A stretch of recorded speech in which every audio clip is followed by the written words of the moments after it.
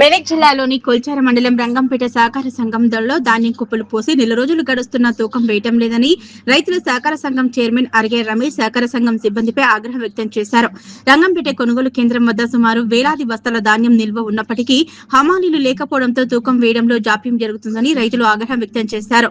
ముందస్తు ప్రణాళిక లేకుండా అవసరమైన హమాలీలను ఏర్పాటు చేసుకోకుండా రైతులను ఇబ్బందులకు గురి చేస్తున్నారంటూ వారు ఆందోళన చేశారు. రోజుకొక లారీ కూడా తూకం వేయటం లేదని, ఇదే పరిస్థితి కొనసాగితే 2 నెలలైన ధాన్యం రాశులు ఇలానే ఉంటాయని రైతులు అన్నారు.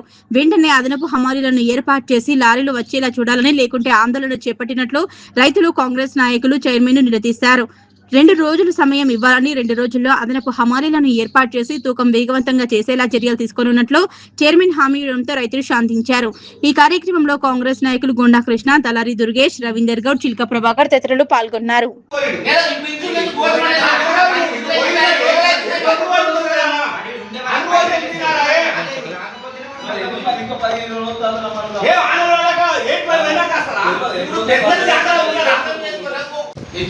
ఇచ్చినందుకు దాని నంబర్లు ఒకసారి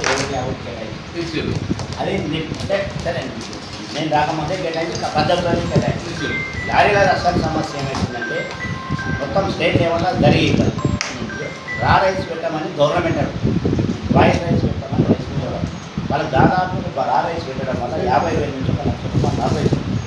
నేను ఏం చేస్తుంది ఏమనుకుంటా పోయిన లాభం ఏం చేస్తుంది 10 లారీలు తీసుకుంటే ఆ రైస్ మిల్లు ఆపేస్తుంది అక్కడ ఇబ్బంది అక్కడ రైస్ మిల్ దగ్గర